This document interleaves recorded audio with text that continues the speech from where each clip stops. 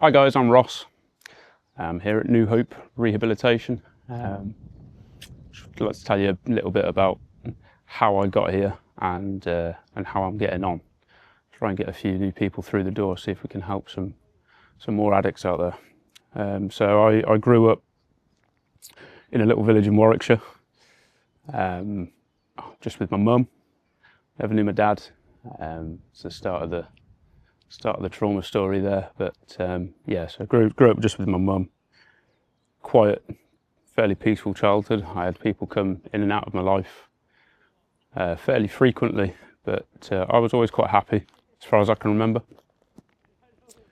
I've suffered with addiction for a long time, since I was about 4 when I started playing computer games. I'm 34 now, so you know, when computer games started becoming popular, that was when I was really young.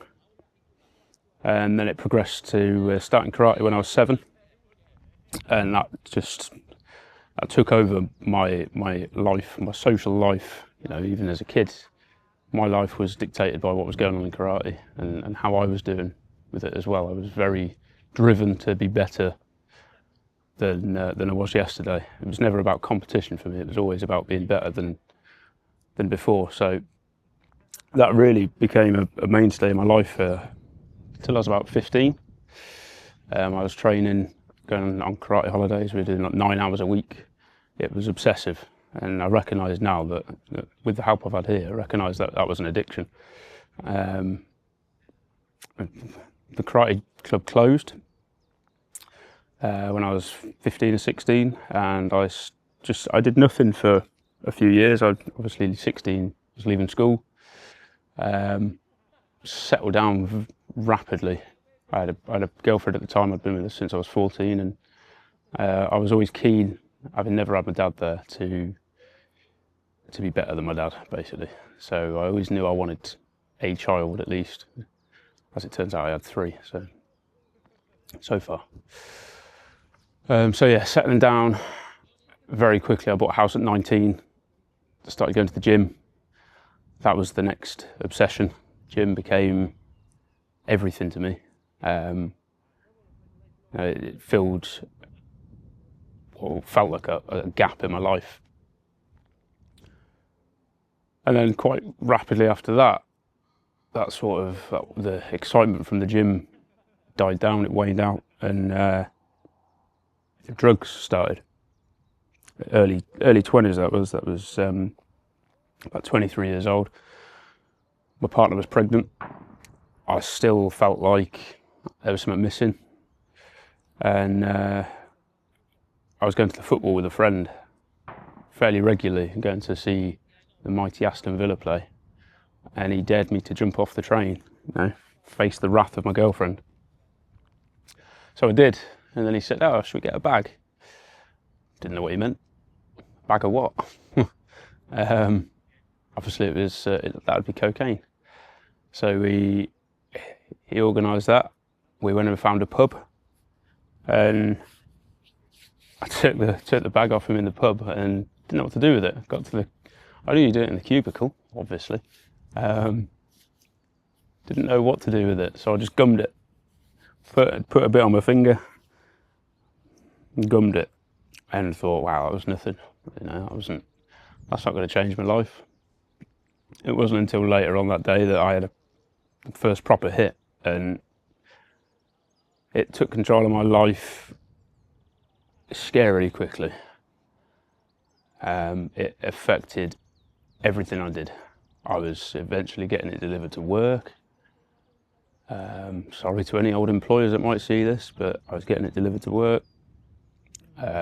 I was neglecting family. I was borrowing money from everyone. I stole money. I lost my family because of it.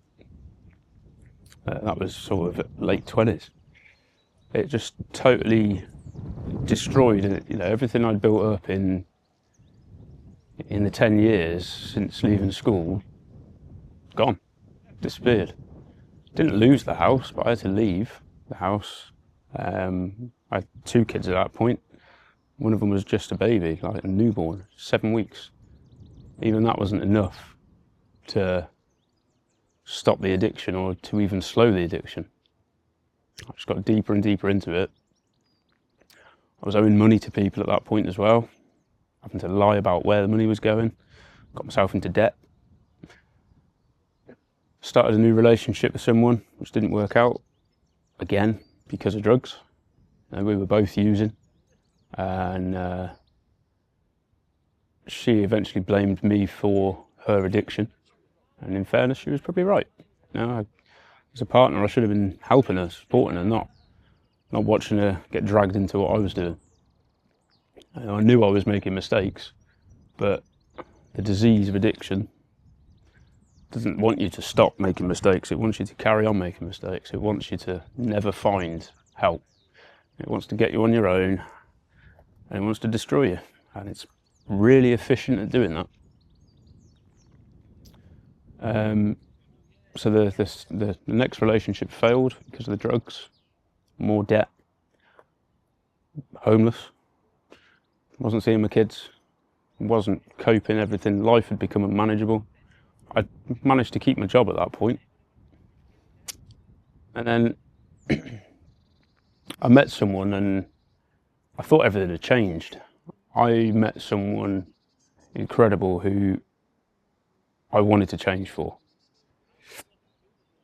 And I very nearly did. It's the idea of self-will. Being unable to self-will yourself out of addiction. Probably true for the most part, but I was so close. I just couldn't get over the line. And eventually sniffing coke started again. Started hitting it harder. For no reason. There was nothing wrong with the relationship, it was brilliant. And then my friend started smoking crack and showed me how to do it. I tried it before and didn't think anything of it, but I decided it wasn't for me, and then my friend started doing it, and it wasn't peer pressure, he never pressured me into it, but my face was hurting at that point, my sinuses were always blocked, always looked like I had a cold, always sounded like I had a cold. So started smoking it, and then things went into overdrive, and this incredible relationship that I was still building at the time, I threw it all away. I managed to maintain it for 4 years, but for 2 of those years I put her through hell. I made everything miserable, just for drugs, just to find that high. I was sneaking around in the car, telling her the car had broken down. Actually, I was just sat in the car for 4 hours smoking crack. I neglected everything and everyone that I loved. I neglected myself. Obviously, eventually, that brilliant relationship came to an end because I'd taken so many drugs that I'd made myself incredibly unwell. I was having psychosis, I was paranoid, and I ended up getting sectioned. So I've gone from 19 years old, having a good career, buying a house, having a family, and by the age of 33, I'm sectioned. I'm homeless, penniless, jobless. The only thing I'd got was my car, and fortunately, that girl that I'd fallen in love with hadn't abandoned me. She just had to get away from me for her own safety, and for the new baby that we'd got, my 3rd child. Now, I'm never going to be able to get that time back. That time, he's now 18 months, and for 12 months of that, I haven't been there. I'm never going to get that time back with him.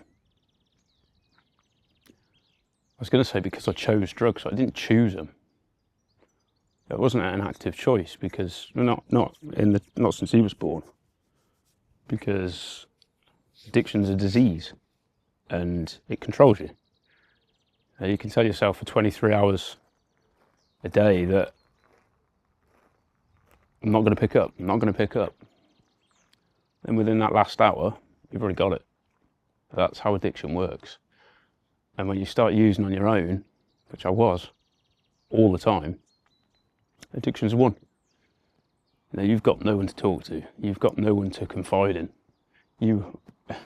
It will remove your friends and your family from your life, remove you from their lives, and it will control you.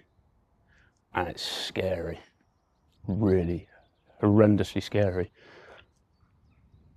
And for anyone who thinks they understand psychosis but haven't experienced it, unless you're a therapist, it's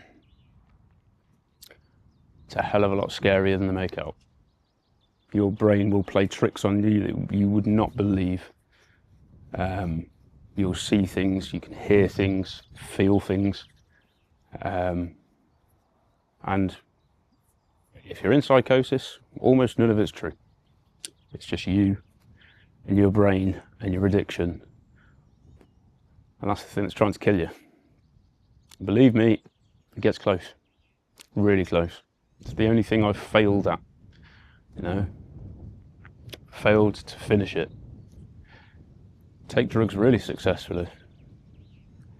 Failed to kill myself. That's where I'll put you. So if you're struggling like I did, if you feel like there's something missing and you turn to drugs to find it, that's your first mistake. But if you've got people around you still that care, even if they just care enough to talk to, for God's sake, talk to them.